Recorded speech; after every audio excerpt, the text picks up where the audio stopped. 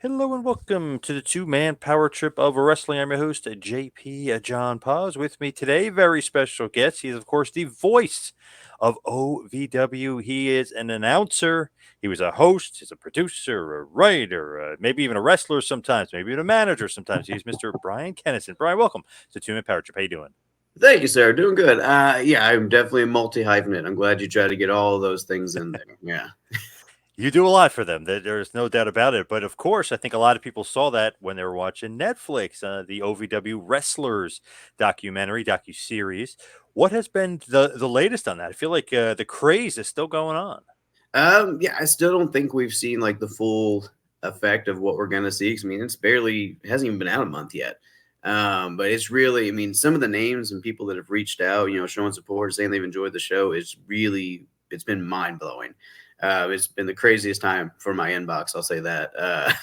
But I mean, also, this is our fourth straight week at Davis Arena selling out as well. And I don't see that anytime stopping soon. And you're looking No Rest for the Wicked too on October 21st, already selling out. I mean, Thanksgiving Thunder tickets are flying off the shelf for that. Like, man, this has been a crazy time for OVW, and I honestly don't think we've even really seen half of the mountain we're climbing, which is good. Amazing.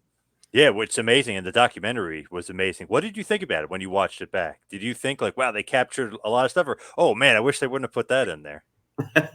um, a little bit of both, I guess. So obviously, my story was a little different than everybody else's. I didn't get portrayed to be a superhero. I don't get those cool slow mo shots or anything. I am some putz out there doing his best and trying to save his job and crying over his family. So for me, obviously, the experience is a little different than these wrestlers who got these iconic shots where they look amazing and stuff like that. Like there's like maybe one shot of me that looks amazing in the show, and it's the back of my head. So, it was really different for me watching it and knowing what I went through last summer. And I guess that's my main gripe with it is like you see part of what I went through last summer, like my job, but you didn't see what I went through last summer and the dynamics and some of the, without pulling back the curtain too much, there was a lot more that they didn't include. That I think Wilder would have fleshed out my story and my stress levels a lot more. So I was a little disappointed in that. And I think, but arguably the way it was shot, man, it was beautiful. I mean, it was, they use cameras that cost more in my house. They told me that. So you look back on it, it's hard not to see these people that you love and admire and these people you work with getting this spotlight. And so, like, yeah, there's that one part of me that's torn. Like, you guys don't even know the half of what I went through. And then there's the other half that's like, man, my friends are getting this spotlight. Cash, Haley, Shera, the sweetest dude in the freaking world, are getting their flowers right now. So as kind of upset as I might have been that some things were really misrepresented, it's kind of hard for me at the same time to be too upset about that. Do you think that you came off looking like a big time sympathy babyface? You know what I mean, like a Ricky Morton type, like you're fighting from underneath. I've been getting that a lot. See, when I was convinced that when it came out that people were going to think I was just, for lack of a better term, some whiny bitch. Because in wrestling, you are supposed to be, a strong person. You're the, like, kid, if you can't deal with the wolves, you don't belong in this business. Um, and I do think in watching it back, it showed me, and I guess, and even since then, the way I've grown, that it showed me that I guess I did have a strength I didn't realize, and I think some of that came through. Yeah, I really wish they would have caught some more of my moments where I really did kind of give it back a little and came up like I had a spine. But yeah, I don't know. I think it's relative. I think I come off different to everybody. I think some people see me as a great dad. Some people see me as a hard worker. I think the thing with my story, and you're a storyteller, John, you understand it, that every story, every movie has to have an audience lens. Someone that you see the story through their eyes, that's your character in the story, and that's how you find yourself in it. And I think a lot of what I was used for was an audience lens. I'm your not a wrestler. I'm more potato than man. And, I'm still in this world of larger than life people. So I think, and especially with the relatability of my story with, my family and, a boss who has production paranoia and doesn't understand what I'm doing because they're not there. But I think that is something everyone can relate to. So I think that's more I don't know if they see what they see as me as, but they see something of themselves in me, if that makes sense. Oh Long, yeah. long walk for a very short answer. Yeah. No, but I like that because definitely to me, an underdog, like an underdog story. It's like, wow, are they really going to fire this guy? What the hell? Like, what is Matt Jones's problem? You know what I mean? You get the sympathy. You're like, what? This guy doesn't understand like how much work you're doing. Like, if you get rid of Bryan, like none of the other stuff happens. You need all that other stuff behind the scenes to happen to put the show on. You know what I mean? Oh, I know, and that was the argument I made, and they again one of those things you didn't really get to catch. That I made the argument pretty much all summer of tangibles versus strictly monetary ROI. It's like I do things A through L, and they're like, "What A through L doesn't make us money?" It's like, yeah, but you would spend money paying someone to do A through L. Yes. So I mean, and that I don't know. It seemed like that concept never quite landed. But yeah, I agree with you on that aspect. I think there was definitely some misunderstandings about what I do and what I brought to the table at the time. Yeah, you want to outsource some of that stuff. Oof, you're in I don't know, you're in luck or you're gonna be shocked at what you're gonna be paying. You know what I mean? When you Well, do that. that So when you take the size of OVW and what we're able to put out and crank out, having when you start doing departments or you start having 5, 6 people do A through L, you don't have that synergy where you go from, a new champion. You can't get it posted on the website and on socials and everything done in one foul swoop unless you're doing it basically as one guy. right. Either it's communications or send it to somebody and hope that they see it in time where they can put it back out too, and all that kind of communication that comes to thing. And then I think that's one thing that's undervalued as well is the ability to do all these things seamlessly. Because the more people you start putting in the kitchen, you're going to lose the ingredients. You're going to lose the recipe. Having someone who knows all of it and can do it all at once without needing an extra input, I think is a very valuable service, Plus especially in film. our size.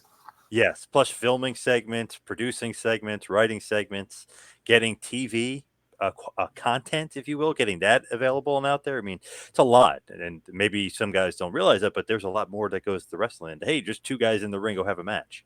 Yeah, well, yeah, and I think that's, and I don't want to say a gripe because again, the show is absolutely beautiful, man. I mean, and how blessed are we to be able to? I mean, who gets that opportunity in their life to be a part of that? Yep. Um, but I think that's another part that I was just kind of, man, I wish they would have caught like the writing meetings, the writing and planning that goes in OVW.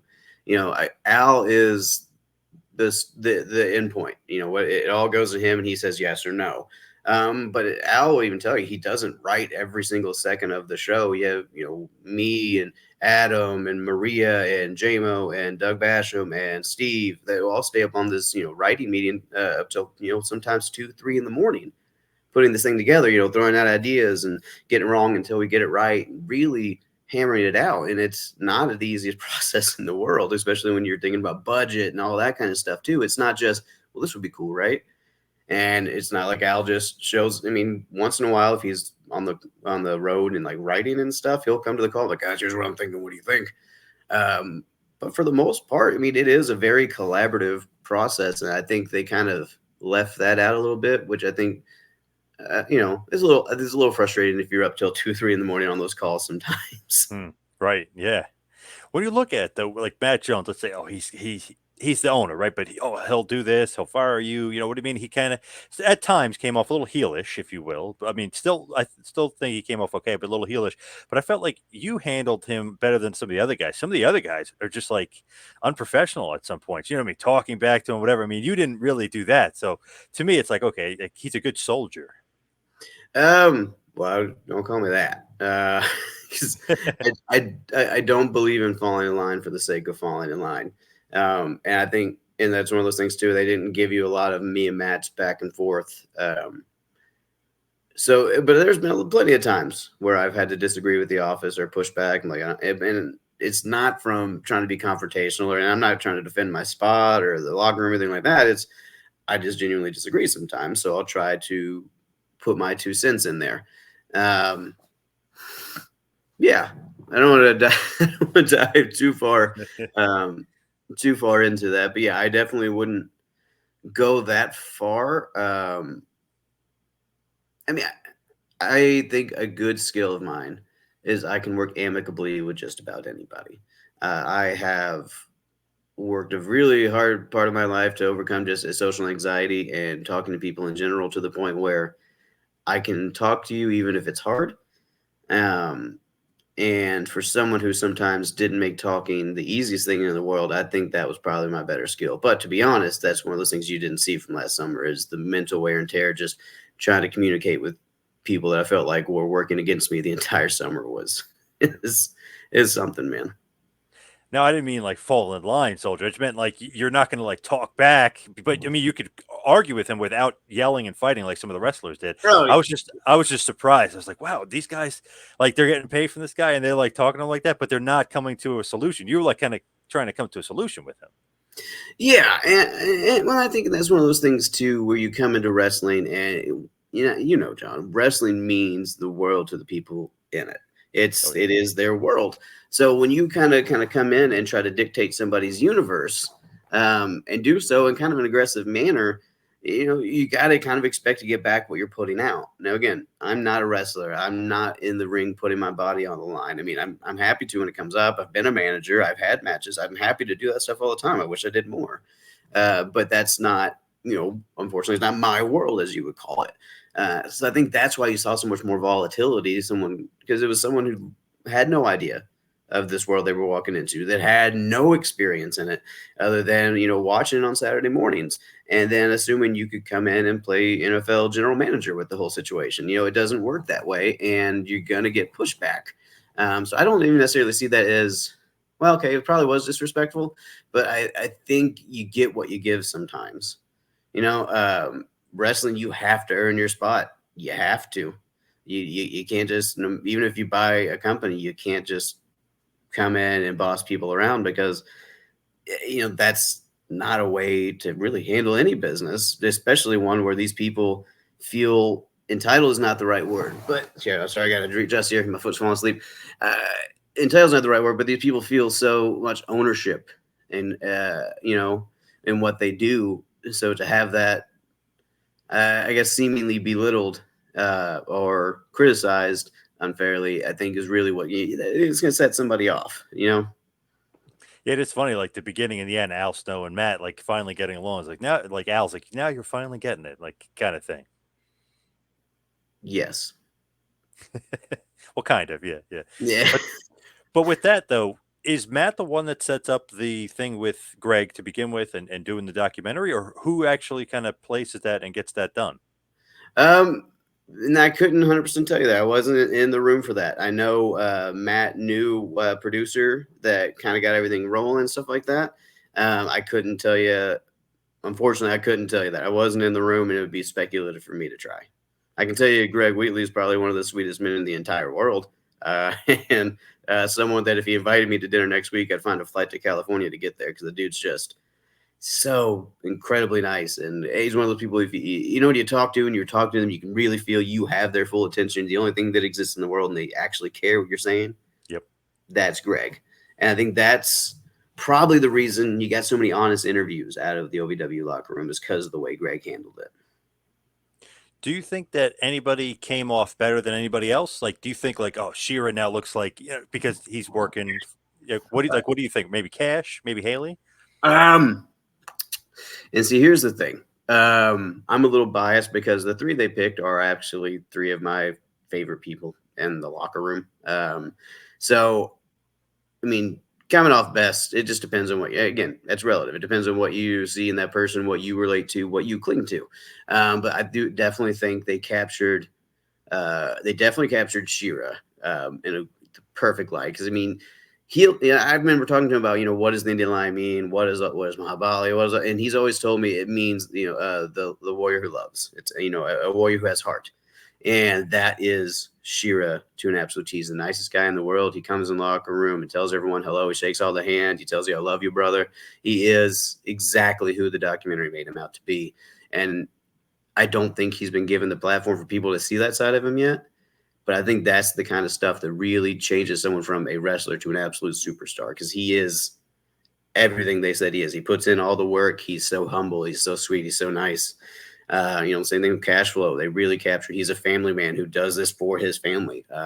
that there wasn't any, painting that up. It's exactly who he is, and it's just there's a lot of heart and reality in that story. And Haley's Haley. Yeah, I mean, she is who she is. She's a bit of a spitfire, but she's also got a ton of heart. One of my favorite lines that they didn't use on the documentary is, "So Haley and I are actually good friends," which is wild. I know, because you look at me, I'm a four-eyed nerd that looks like a potato, and Haley is Hollywood Haley J. The Brigitte was baddie. But we get along great. She calls me the Brigitte was bestie, and that's what I told the camera. I was like, she comes across very hard. She comes across as barbed wire, but was very warm under the wing of a dragon. Stole that from Gangs of New York, but that's the best way. Like, Haley might come across very tough and difficult, but she also has a ton of heart and a lot of compassion for the people she works with, and like, she does care about the people around her. She treats OVW like her family, and I think that's something we can all relate to as well. We've all had that kind of wild younger 20 years where we're trying to figure it out and we're invincible but you still, Haley at least has that maturity level of appreciating the things and people around her, even if she has that kind of aggressive side as well. So I think I can't say anyone came out looking better or worse.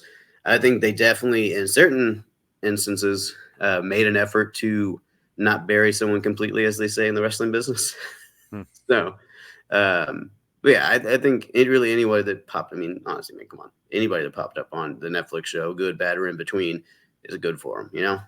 Absolutely. That's very, very true. I mean, God knows how many people watch it. It's almost like infinite, right? I mean, it could be a million, it could be 10. You don't know. It's a ton, but it's always on like the top 10. When you sign it to Netflix and you go to look at the top, it's always up there.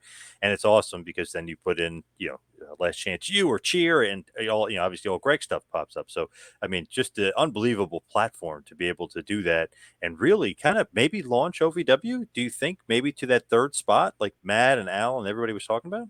I mean, you never know. I mean, wrestling's a weird sport, and it can change at any time. I think we definitely have a ton of momentum, and if I'm being 100% honest, though, I don't know, what does that third spot look like? I mean, we're in a different age of media. Is it having a national TV deal, or is it having streaming numbers that are through the roof, and we're making money hand over fist? I mean, what does that look like?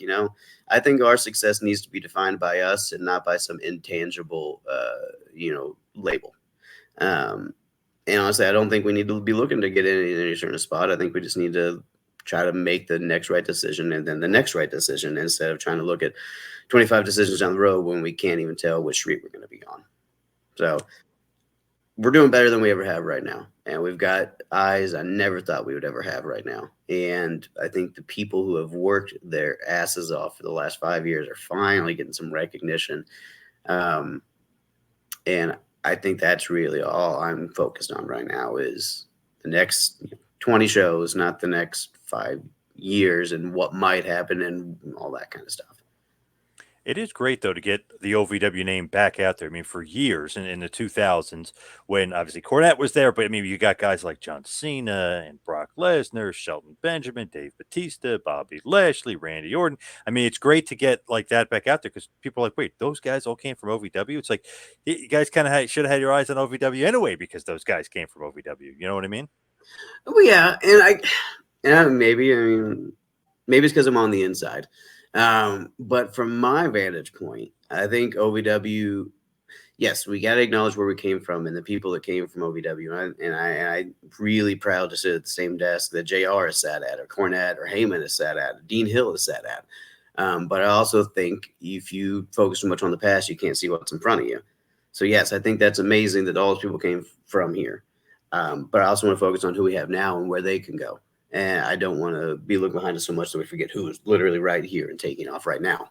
And honestly, in saying and I think that's kind of the frustration too with some of us who have been there the last 4 or 5 years, and I was building this army with Al, because there are some of us that have really been through this locker room and company transition. I mean,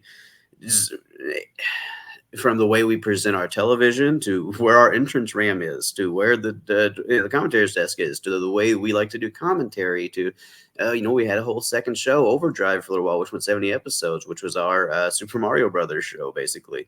And we saw new viewership, we saw growth, we saw people getting interested that we had never seen before. So we already had some growth happening, and I think that's kind of the thing is like, all those of us who've been putting our heart and soul into it for years, we don't feel like it's ever went anywhere. We feel like we've been growing by leaps and bounds and doing a lot of cool new stuff, and really pushing the boundaries of what a wrestling organization can be and could be, as far as what we were bringing to the table. But obviously the Netflix thing is a whole different level of thing. So to say what we were doing before is equal to what is happening now would be completely farcical and ridiculous, and I'm aware of that. But to those of us who have always been there, especially with Al, really recreating this locker room, really recreating the image of OVW, really trying to do everything to make it its own thing, it's always been there. And to the people, the fans that have been there, it's always been there. I think now people are just starting to get a peek of what has been great all along, if that makes sense. Yeah, definitely. When you originally got into OVW, when was that and how did you actually get in? um, so about 5 years ago now, I used to host a show with Dance and Stevie J. He and I are actually shoot best friends. And Al had killed me in a horror movie years prior. You'll never be able to find it. It was like some Z-list horror movie. I don't even know if it actually got released. But he killed me in a horror movie. And so I was like, Steve, I'm going to just reach out and see if he wants to do the show. I'm just going to try. And he happened to get back to me. It's like, yeah, sure, I'll do the show. What time you want to do it? That's my Al impression. I can't talk about Al without doing the impression. So my old Right. Uncle Al. So he's like, yeah, we'll do it. So, I told Steve I got the interview with him. We were on the phone for about 2 hours. And then afterwards, I kind of texted him, as you do, thank you for being on the show. I really appreciate your time. But just something in me, I had that little push and was like, if you ever need some extra hands or just help or whatever you need, I'd love to come be a part of it. And it just so he's free the next day. So happy. He goes, yeah, why don't you come by the arena tomorrow? We'll talk. Sure. Sounds great. So I went to the arena and talked to him for a few hours about how I thought I could help. And man, I was such an idiot at the time. I remember telling him I could do this, that, and the other, blah, blah, blah. And I had no idea about the business. I had no idea what it was like backstage. I don't like the term because I feel like it's really insulting. But I was a mark, I was just excited to be there. And thank God Al saw something. He's like, yeah, sure. Come on out on Tuesday. Because we were doing Tuesdays then. So I, started coming to, I called Steve when I left. I was like, well, we work for OVW now. Oh, cool. We're getting paid. I was like, no, I didn't say that. I said, we work for OVW now. So, and that was how it started, man. We started showing up every week. We started with seating people, got yelled at a lot and decided, maybe there's something else we can do to help. And that's the doc kind of shortened it a little bit. It was not Al who put the camera in our hands for the first time. Steve and I just started filming stuff backstage on our phones for social media because no one was doing social media stuff back then. So we started doing the Vince Russo bit where you find people who don't have stories and give them stories, but they were social media exclusive stories because we didn't have the TV time because we only had an hour then. So we just, went through the locker room, found who didn't have anything going on. Your Ashton Coves, your William Luce's. I mean, that's how I became a manager. Is we did the whole bit with Callie and Jay Lee because no one was doing anything with the women's division at the time. It was kind of stagnant, and we turned that feud into one of the hottest ones on the pay-per-view. And I think that's kind of what got Al and everybody's attention. So then, I don't know how long you've been following OVW, John, that's how I became the OVW social media ambassador and did all the interviews, which to this day. My favorite bit was, ladies and gentlemen, Bryan Kennison here with an OVW news update. And 100% of the time, somebody interrupted me. If you notice, I never once did a news update, ever. Which was my favorite ongoing bit. But yeah, so that's how we started doing that. Just kind of started doing social media stuff and then running all those. And then Al liked us quite a bit, started putting us on commentary on dark matches. That was probably after a year and a half. But actually, sorry, I skipped right over. Right before that, though, we were on the writing meeting one night, and Adam Revolver used to do the pre-tapes. And he said something to the effect of, Al, I don't have time to produce and do pre-tapes. Let's just give it to the social media guys. And we're like, and obviously we were like, yeah, whatever, Adam, we could do your job better than you. He goes, cool. We'll find out Thursday. So then Thursday we show up. He walks up. Here's the camera. Good luck, guys. Oh, what? So then we're in charge of part of the TV product.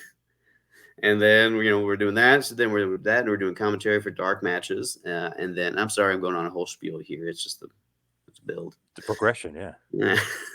So we're doing the dark matches. Then I remember distinctly one day we came back to the curtain. And, we felt good about it. Steve and I are like, yeah, great, good job with commentary. Now it goes, guys, I can't have you do commentary anymore. Fuck, what do we do? What do we do? I look, Steven, like, did you curse? What did we do? What happened? And he goes, no, guys, no, you don't. And lets us panic for all of 10 seconds. He goes, no, guys. I'm going to give you your own show. Open with that, Al. Don't tell us. Yeah. Just so that's how Overdrive happened. He's like, kind of go to the drawing board, think of a concept, and figure out what you want to do from there. But we had actually just previously done the Christmas special the year prior, so we're like, why don't we just do it like that? We'll do it like Lou Albano's Super Mario Brothers show, where we have wacky skits in between, and we'll pitch interviews, pitch to matches, what have you. And we did that for 70 episodes. And then throughout that, the pandemic happened, and then we were doing OVW TV and Overdrive, kind of solo studio shows. And then our lead commentator at the time ended up leaving, having other opportunities with the news. And Al came up to me and I was like, so what are we going to do, man? I mean, who? And he's like, well, I guess it's you. And then just walked away. So I was like, all right, so I'll go home. My baby, I think I'm OVW's new lead commentator. It's about time. Yeah, that's awesome, though. Progression of building up to it. It was. And looking back at it, it's a really fun story and it's really cool. And honestly, one of the biggest feathers in my cap, and I'll say it hoping that he doesn't hear him get a big head, was going back and seeing Al's trust in me grow. Because, I mean, you've met Al, John. He's not a guy who gives compliments easy. He is not a guy who just kisses ass. That's just not who he is. You see it in the way he handles things, and his progression of trust in me has been really, really overwhelming, to the point now, like, I know how much Al trusts me on a weekly basis with the things he instills with me. And that is probably one of the biggest compliments I could have in the world of professional wrestling, is his seal of approval and trust. Yeah, somebody online, I think he laughed at it, but somebody online did the many expressions and faces of Al Snow, and it's all the same face: happy, sad, mad. Is all the same picture. Yep. Honestly, my favorite Al Snow laugh is when we're just dead stares you, because that just means you hit such a good joke, he's not going to give you a response. Right. So, yeah. He's very, very deadpan. Yeah. Yep. He is. But for being so deadpan, he's also one of the funnier guys you can be around. Again, Al, if you're watching this, you go fuck yourself. You're not funny, but he's actually very funny. Yeah, so he's got those good one-liners on Twitter or X or whatever it's called. He always got those funny jokes on there. Yeah, well, and a lot of people don't realize, I think we're at the commentary desk, we're his test audience, because over our headsets, when we're doing commentary, once in a while he'll just come on and start berating us or start making jokes about our mom and one-liners. Sometimes that's the hardest part of the gigs, where Snow goes, look at the power happening in this ring. Well, you see the power happening with your mom. That's great. But it's funny because he seems so serious, but then there's that other side. Obviously, he's got a great comedic timing on there. Oh yeah, and I think he'll even tell you can't survive this world without a little bit of sense of humor about everything.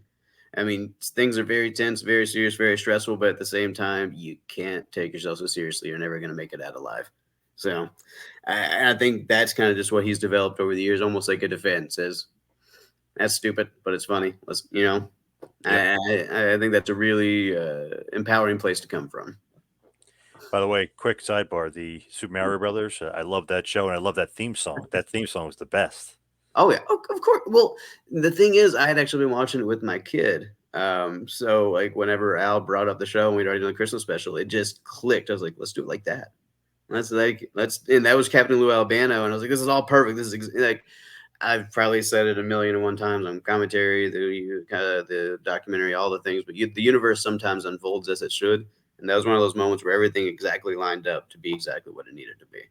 And hopefully, sooner rather than later, Overdrive actually makes a comeback. So we'll see if that actually comes to fruition. Yeah, that'd be nice. It's funny, every time my son wants to turn on YouTube, I always put on that song, the Super Mario Brothers theme, and it's like a running joke. It's like, no, not again. Like it just plays over and over and over. That's your Paul Rudd, Conan O'Brien joke, where you keep playing the same clip over and over. Yes. Yeah. And then like, no, not again. No. But yeah, that show was great. But with OVW, I feel like since Netflix is hitting off, Dave Serena selling out, Overdrive. I mean, it's almost like you guys got to put out new content or have another show. And I think that's the kind of the The issue we're having is a good issue is we have so many people wanting so much OVW content, and we're selling out Davis Arena every single week. You've got a lot of people thirsty for more. And honestly, I've been watching the Overdrive YouTube numbers because that's my baby, and I have been seeing those go up as well. So I mean, people clearly want more OVW, and they want, I think they probably want more than just wrestling, because I think the documentary created that sense of deeper world in OVW. They want to know these people. They want to see them interact with other people. And I think that's something a lot of other organizations don't have, but I also think that's where Overdrive really could do something that OVW TV never could, with those comedy bits, or doing the sit down interviews, or, doing the OVW talent show again. We just had so many different ways for OVW talent to get themselves over, express themselves.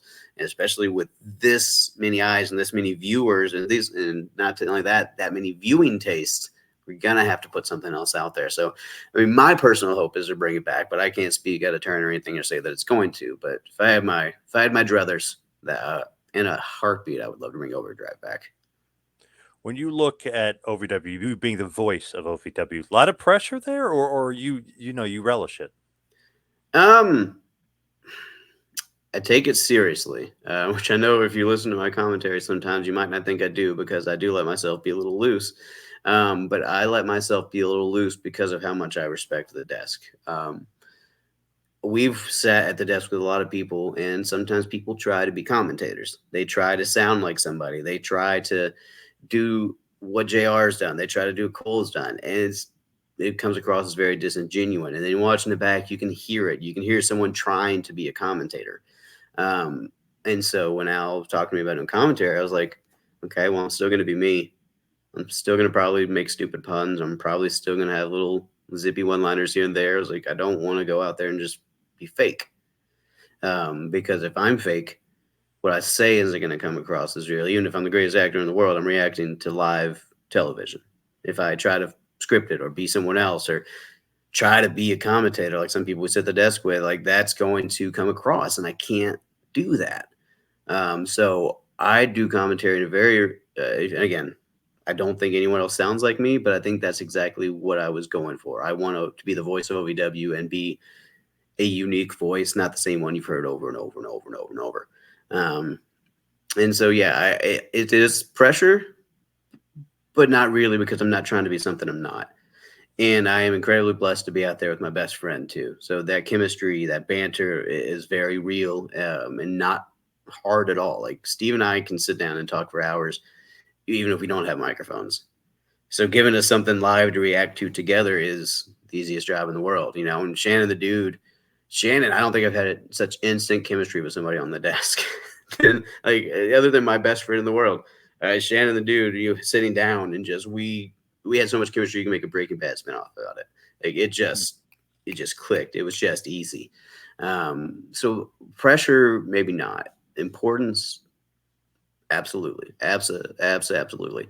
And I will say it's another one of those big compliment things. It's a twofer.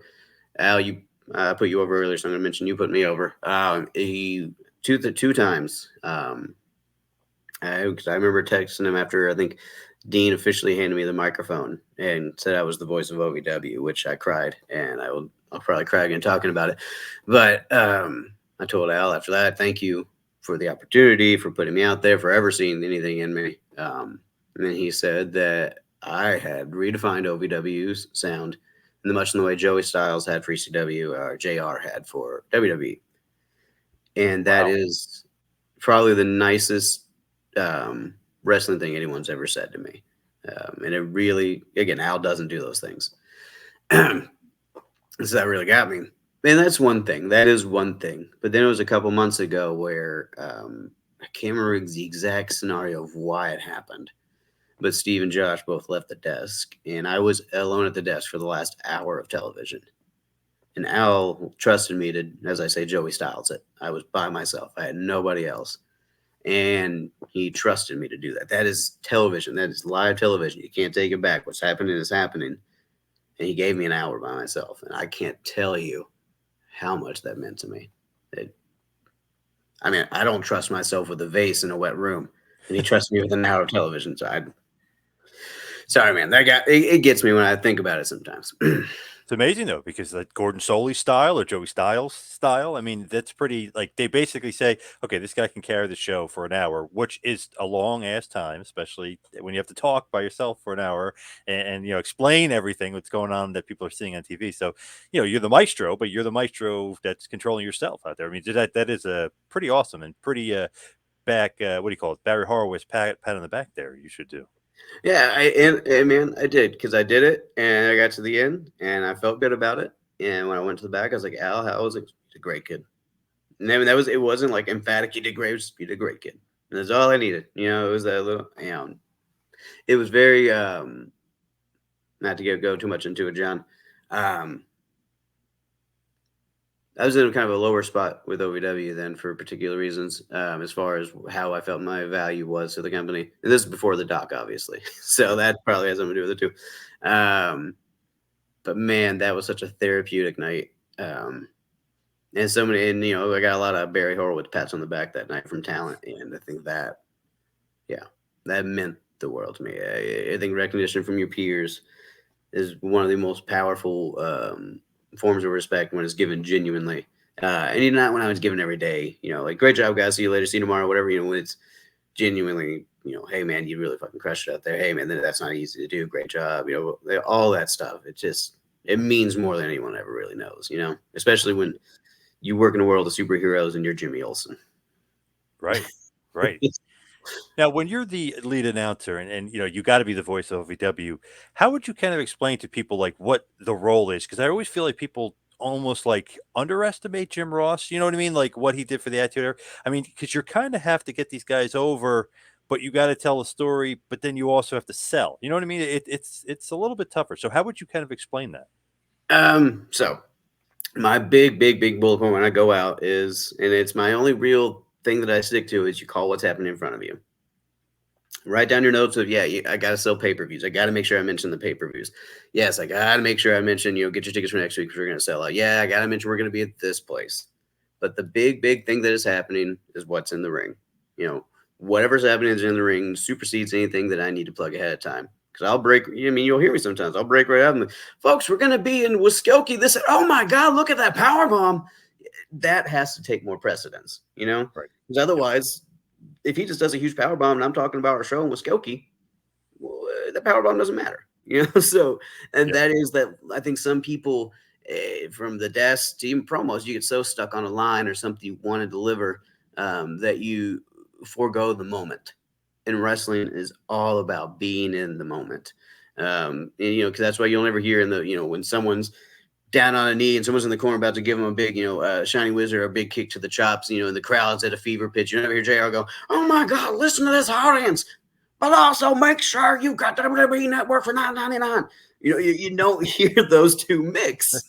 So it's very important to whatever's happening in front of you is happening. Pay fucking attention to that. Everything else, that's your bullet points. That's fine. You'll find a way to get those in. Don't.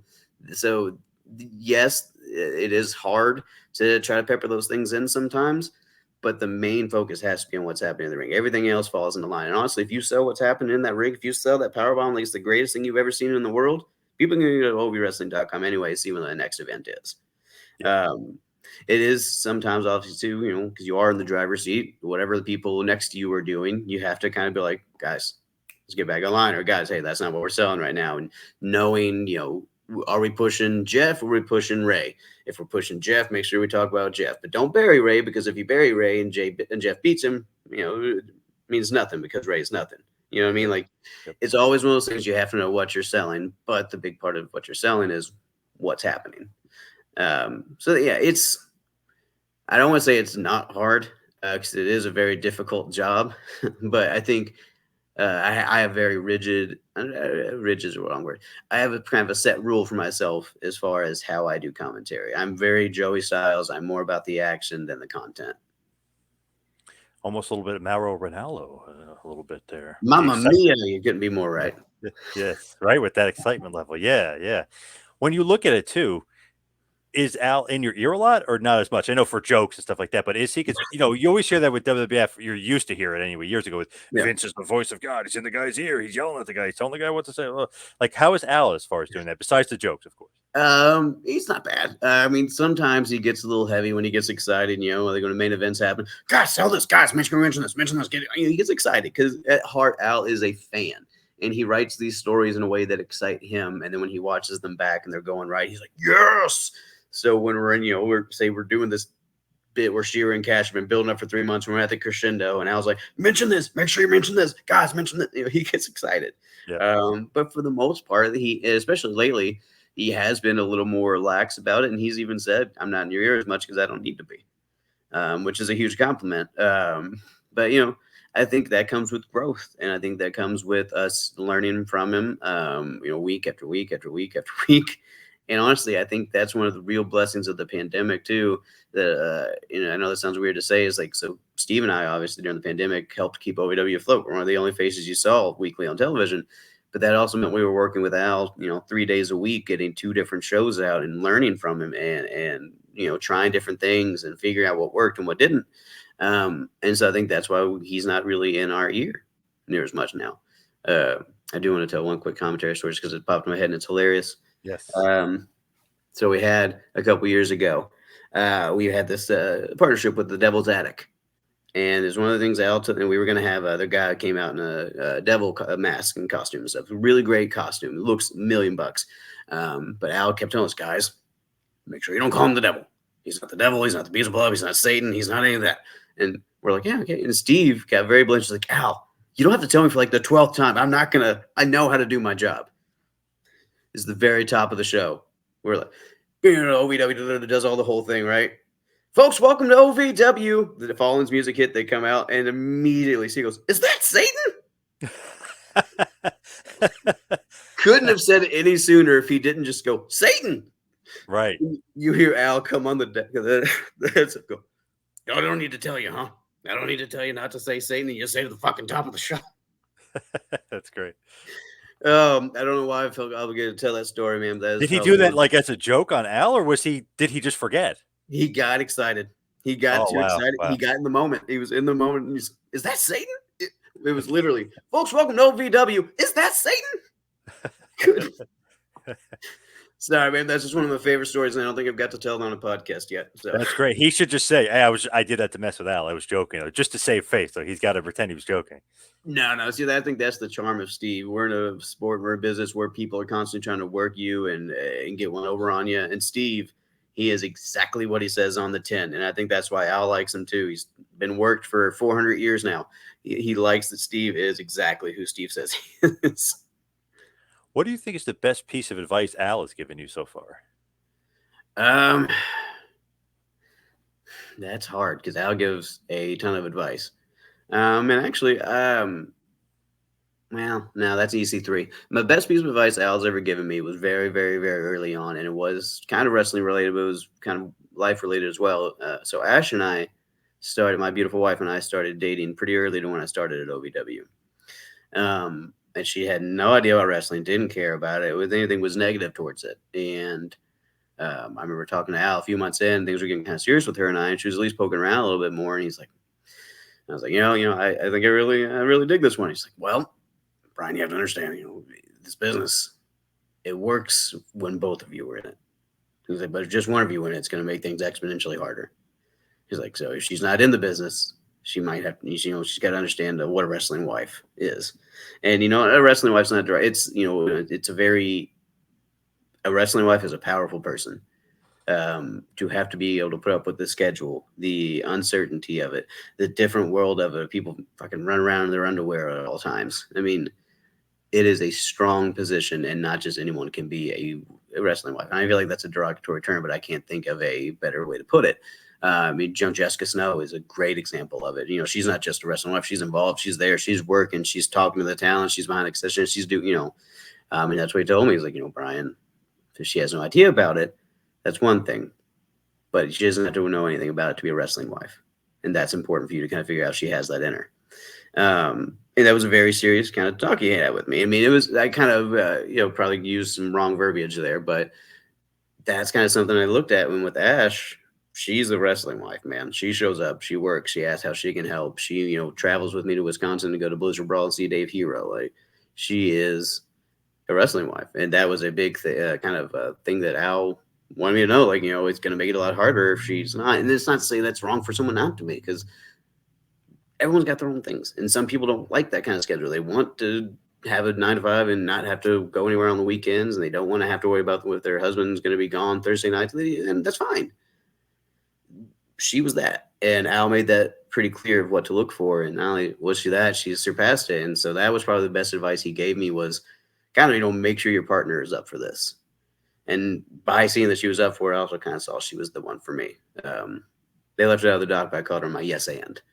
So it's an improv term of, sure, what's next? And I think that's been very indicative of her and I's relationship and how she's handled the entire wrestling thing. So sorry to get sappy on you. I love it. You sound like OVW alumni Ben Heyman saying, or Ben Hameen, excuse me, saying yes and that the improv stuff. Yeah, man, I've heard that before. Well, yeah, I think wrestling from every aspect, if you're on the inside of the barricade, is yes and. If you're a cameraman, if someone comes towards you, yes and. If you are, the sound guy and they come towards you, yes and. I'm at the desk and someone grabs me by the shirt and they're like, "You're coming with me," yes and. It's that's reality. Reality is yes and. Handling shit is yes and. So in reality, wrestling and performance should be yes and. So does your wife love the business now? No, no, she doesn't necessarily love the business. So. She has grown more of a fondness for it. She can appreciate it now. She does have her favorites. She does love Daniel Bryanson, or Bryan Danielson. There you go. Yes. Sorry. And I should know that because mine's Bryan Daniel Kennison. He's Bryan Danielson. It's so close. We're like the same person. Yes. Yes. Except for he's wildly in shape and successful. But yeah, no. So she doesn't love it, but she is more understanding of it, and she still now will drop wrestling terms. She'll call people heels. She'll talk about kayfabe. She's definitely becoming quite the carny. Wow, nice. So you trained her well, if you will, or she's learning well from the business. There you go. Oh, absolutely. She's picking up the tricks of the trade, and she learned how to chop from Tony Gunn. Tony Gunn taught her how to chop, and then just walked away. Fucking jerk. Whoa, what the hell's this problem? Damn it, Tony. Now, what was the? What was the? I'm sorry. What was the EC3 advice you said? That one's very simple, and that's stupid. Let's do it. So we do pre-tapes a lot. We do interviews a lot. There's a lot of times people really want to go back and forth on stuff, and they really want. And sometimes I get it. Let's figure it out. Let's get it right. But then sometimes it's as simple as you're just staring down the camera for 5 seconds, and we're walking out there, and that's all at once. Because if Al kind of says this is the exact shot I want, and then I take you there, we're about to film it, and you want to spend 15 minutes arguing with me, and then you want to spend another 15 going to talk to Al, and you come back and we just film the same thing anyway. We just wasted a bunch of time. We're trying to get it in for TV, and it starts. And that's not to say we don't care about the pre-tapes we're doing. We will take the time to get them right, but when we already have the direction, we don't need to spend 30 minutes trying to change it unless you adamantly believe it needs to be changed. EC3, one day I remember I went to him and I was like, "Hey man, we're doing this.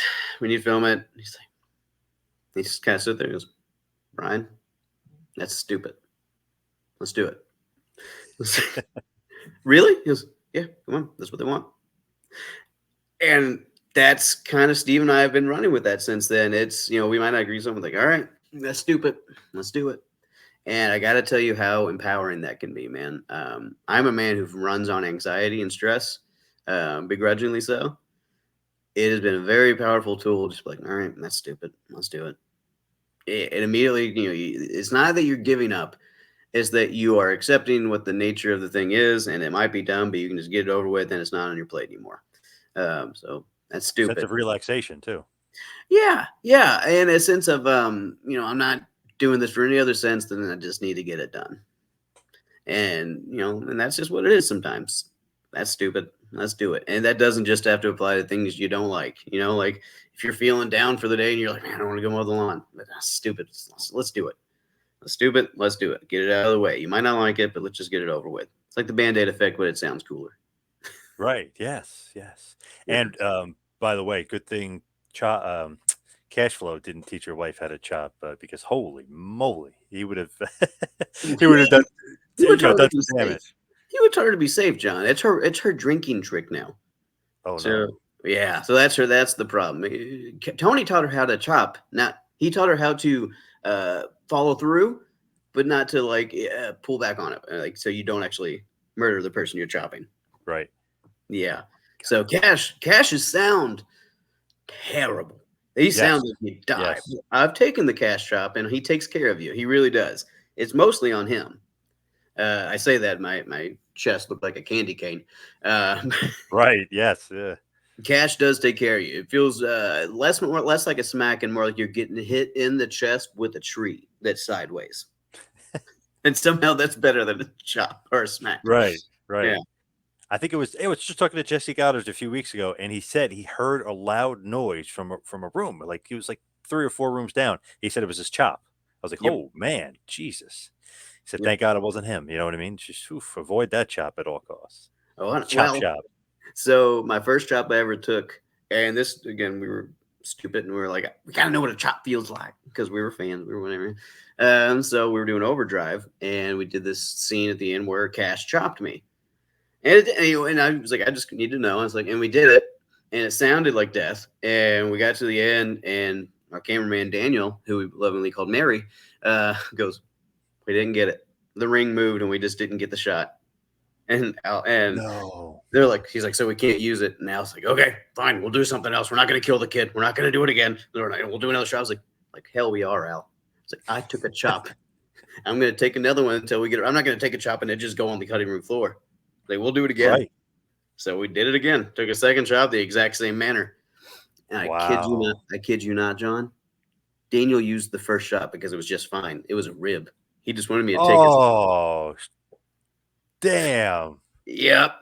Yep. Oh, To Al's credit, he tried to stop. He's like, Brian, you don't need to do it again. I was like, no, I'm going to do it again. I'm going to do it again, Al.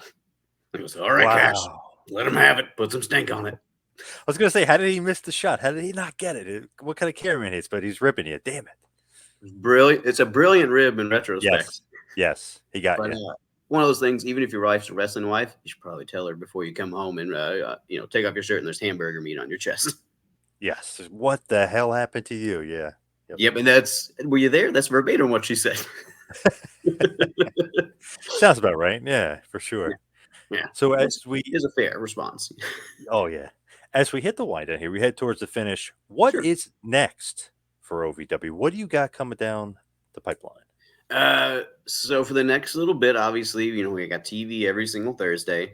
We got No Rest for the Wicked coming up on October 21st. It's sold out, but you can get the pay-per-view on Fight TV. We got Thanksgiving Thunder coming up in November. That's our, big Tuesday special before Thanksgiving. We got Christmas Chaos coming up in December, and then we got the Nightmare Rumble in January, and all that's on sale right now on OVWrestling.com. So usually we do one special at a time, but with the unprecedented amount of people we've seen buying tickets and just this big wave of fans, we were like, okay, maybe we should just go ahead and put everything out because we got people traveling from. We've had people reaching out like, hey, we're coming from Texas. Can we go ahead and buy tickets for this day? And we wanted to give those people the opportunity to get their tickets, so when they travel for Texas, they have a seat there waiting for them. So beyond that, man, we have those specials coming up. I think we got some really cool projects coming up that we haven't been able to talk about just yet. But hopefully you should see some news on that sooner rather than later.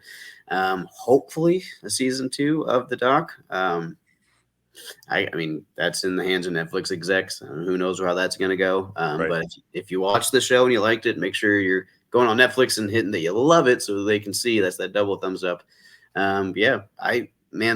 Who knows what's next? I think we're talking about doing a tour. I mean, the world's our oyster right now. So all I can say is make sure you stay tuned because it's going to be a fun ride. Now, when people are checking out OVW on YouTube and OVW Wrestling, or Mhm. ovwrestling.com, what is some of the talent that you really want to say, hey guys, if you think you like wrestling or you think you like this person, check this this talent out. Like, who do you think above not only just Shera and the people we saw in the documentary, but who else needs to be focused Uh, on? oh man, it's a very, very loaded question because our roster is legit one of the best it's ever been. I mean, you look at guys like Will Austin, Star Rider, both incredible talents are really starting to figure things out in the ring and figure like they're out their characters. I mean, Joe Mack, Luke Curtis, I mean, no, and then you look at our women's division. You got Layla Gray, Tiffany Nieves, Jada Stone. I didn't mean to list all the Bad Girls Club, but they're all just incredible. Dream Girl Ellie, one of my favorite competitors. Just such an unorthodox sort of offense and so unpredictable and so much intensity. I think Donovan Cecil is going to be a big star. He's still got some things to figure out, but the man's got so much upside. Straight out of the OVW Academy, I think Ty Vance is one of the best as far as like being his character in the ring. This party guy that just kind of just left the gutter and found his way down the ramp. I think there's so much talent in OVW right now, and I know I'm glossing over like 50 other people I want to mention right now because I am like Tony Evans. Holy shit, Tony Evans and Jay De Niro are a match made in heaven. He's the king of the Hush division for a reason. Ugh. Our talent is so good right now, and I think part of it is as a writing team in an office, there's been a lot of like weeding out unnecessaries and toxicity and stuff like that, but then at the same time I think everyone has really stepped up because when you start only keeping top tier talent, it forces someone who might be close to top tier talent but just under to really step up their game to like, I'm not going anywhere, I want to save my spot. And I think I think Star Rider is really an amazing example of that. Star was a Rush Division guy. He was just a guy there in a mask, and he was a big baby and people like that. And then he, turned him heel, and he just turned into this whole different human. And he's developed this personality. He talks about mollywopping people, and he is not the dude who entered Davis Arena, but he is the prime example of someone who cranked it up to 11 when the time was necessary. Blanco Loco is a great example of that now too. And he's a dastardly heel now, and I love it. There's just sorry, man. I love the roster right now. I think we have so much incredible talent and so much potential. So the ones we had on the dock, Haley, one of my best friends, Cash, I love him to death. He's my golf buddy. Shera, nicest dude in the entire world. They're all incredible talent.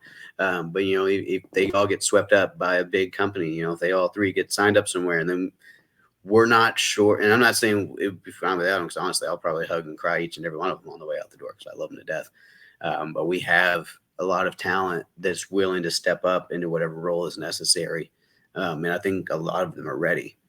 Even Luscious Lawrence, Omar Mir, two main event guys ready as soon as you need them to be in a main event for heavyweight championship match and pop the crowd. They're there and ready.